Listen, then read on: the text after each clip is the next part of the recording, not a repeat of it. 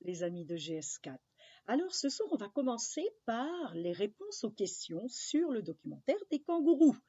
Alors bravo à tous les participants et surtout à ceux qui ont trouvé les bonnes réponses. Les réponses étaient les suivantes. À quelle famille appartient le kangourou? Alors j'ai accepté marsupial ou macropodidés. Dans quel pays vivent les kangourous? En Australie et Nouvelle-Guinée. Combien de temps peut vivre un kangourou? De 12 à 25 ans. Quelles sont les grandes espèces de kangourous? Le roux, le gris, le géant, l'antilope. Que mange le kangourou? Des feuilles, des herbes et des insectes. Combien de temps le petit kangourou reste-t-il dans la poche marsupiale? Il y reste 250 jours. Il fallait ensuite répondre par vrai ou par faux. Un kangourou mâle peut peser 95 kg. Faux. Un kangourou peut courir jusqu'à 88 km/h. Vrai. Les kangourous cherchent leur nourriture et se déplacent pendant la journée. Faux. Et les kangourous donnent naissance à un seul petit à chaque fois. Vrai. Merci encore pour tous les participants. Et dans quelque temps, la maman d'Agnès nous a prévu quelques petites vidéos sur les animaux pour tous les curieux, des animaux d'Australie. Alors maintenant, ce soir, nous allons lire un conte des aborigènes d'Australie, La couleur des oiseaux. Vous l'avez sûrement déjà regardé à la bibliothèque de la classe. Êtes-vous prêts? On y va. La couleur des oiseaux, illustré par Muriel Kerba, aux éditions Nathan.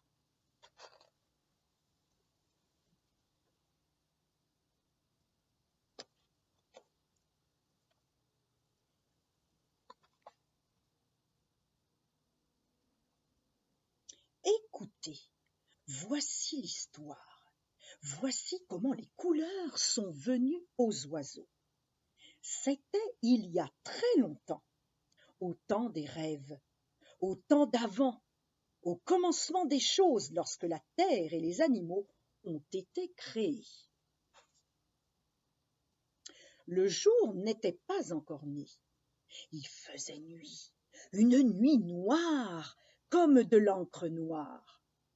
Et dans le ciel, au-dessus de la grande plaine, volaient des oiseaux tout noirs. Comment faisaient-ils dans le noir pour se diriger sans se heurter?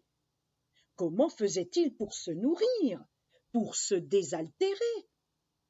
Personne ne le sait.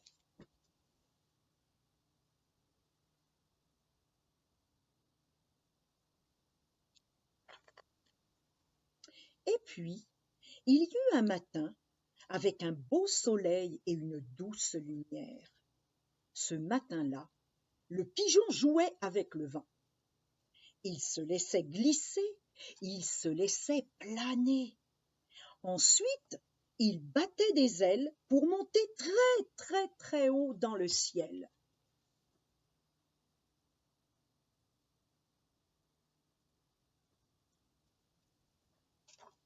Au bout d'un moment, fatigué, le pigeon voulut se poser sur une branche, mais le vent l'en empêchait. Il avait beau battre des ailes contre le vent, il ne pouvait approcher de la cime des arbres. Le pigeon décida alors de se poser sur le sol de la grande plaine. Hélas, dans sa hâte, il se blessa la patte.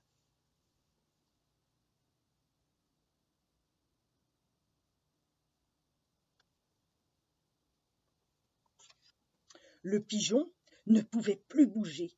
Oh mon Dieu, il avait très mal. Il resta immobile des heures et des heures, fatigué, blessé, affamé.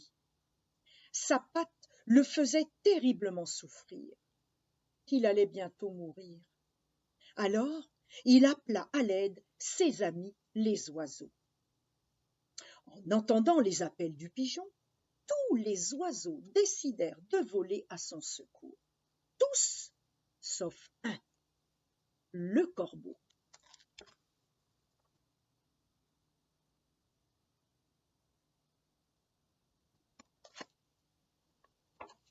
Le corbeau se promenait tout seul, les ailes le long du dos.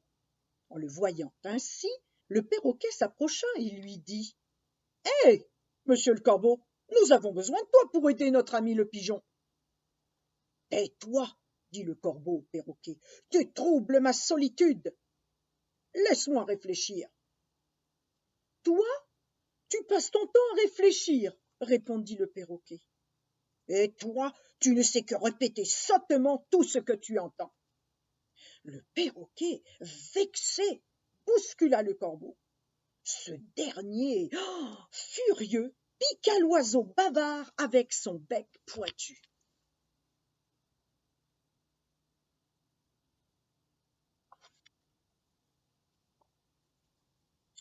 Le perroquet s'envola alors en criant vers les autres oiseaux.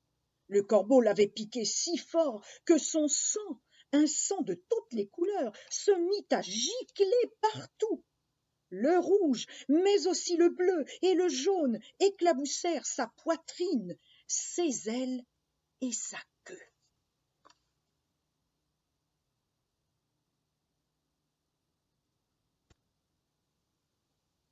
La couleur se répandit ensuite sur les oiseaux qui étaient tous rassemblés là.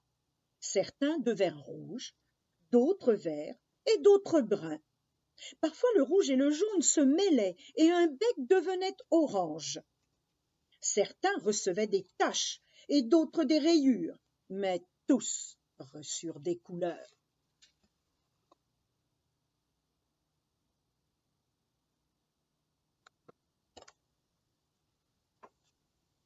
Tous, sauf le corbeau, qui s'était tenu à l'écart et qui, lui, resta tout noir.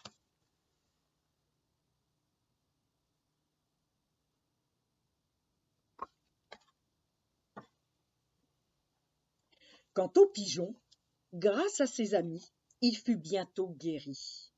Il remercia le perroquet qui lui avait donné une belle gorge rose et mauve, et il s'envola haut dans le ciel.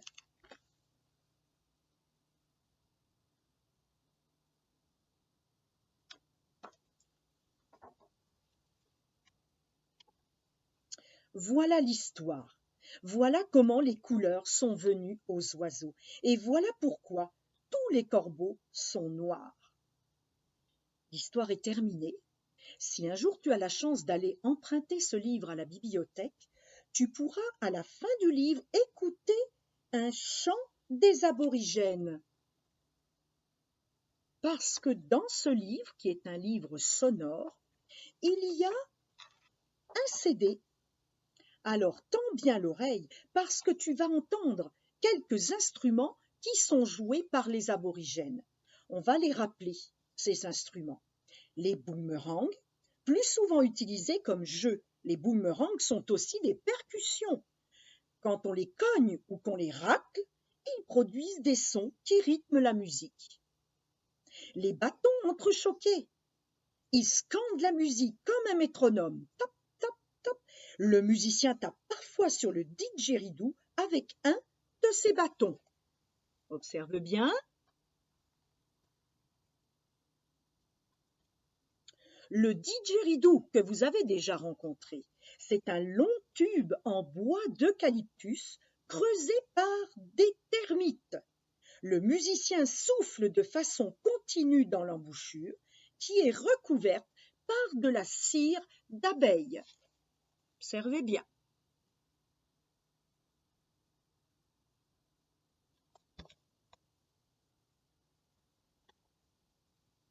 Et voici le CD qui est au tout début de ton livre. J'espère que tu as aimé ce conte aborigène. La couleur des oiseaux.